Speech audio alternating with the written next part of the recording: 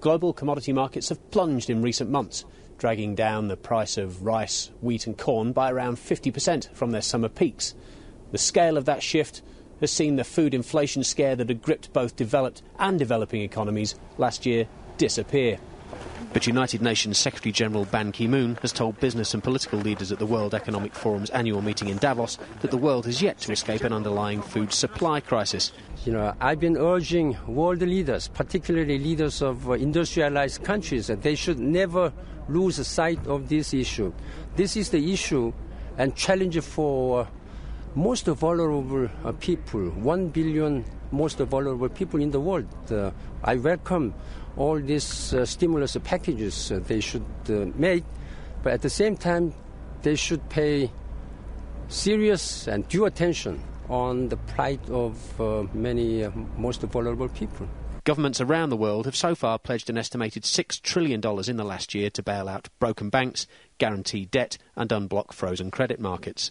Josette Sheeran, Executive Director of the World Food Programme, says it would take $6 billion, just 1/10% of the global economic rescue packages so far, to stop the worst forms of human suffering this year. And she says the deepening world recession and uncertainty in global markets makes 2009 a crucial year for action, especially as the number of people she expects her organisation to feed this year tops 100 million.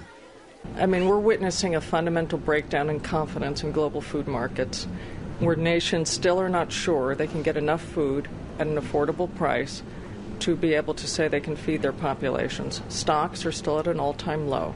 Now, this is a winnable problem, but if the president and prime ministers of the world do not focus on it, we will not stay ahead of this curve. In many countries, the food crisis is ever present, and huge volatility in prices over the last 12 months has pushed millions more people into hunger.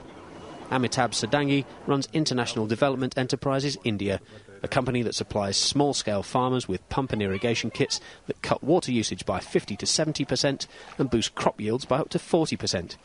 He says the food crisis has not gone away for the small farmers who account for 70% of agricultural production in India. In my opinion, no. The food prices is stabilized, but today 200 million people in India still goes hungry. UN Chief Ban says it is crucial for government and business leaders to see the problem holistically. Food crisis, climate change, water scarcity, energy, they are all interconnected issues which we must address comprehensively. With 75 million people added to the ranks of the hungry last year and food prices in some of the world's poorest countries still double what they were 12 months ago, there are plenty of reasons for action. I'm Nick Edwards in Davos for Reuters.